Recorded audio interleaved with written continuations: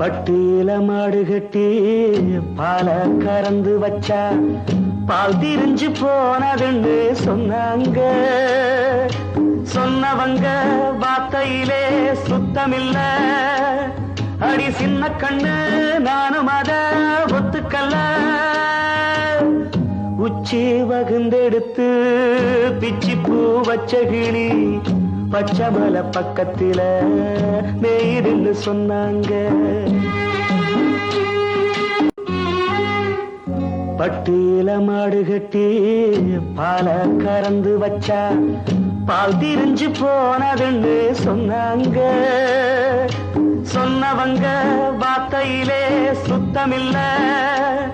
அடி சின்ன கண்ணு நானும் அத ஒத்துக்கல்ல.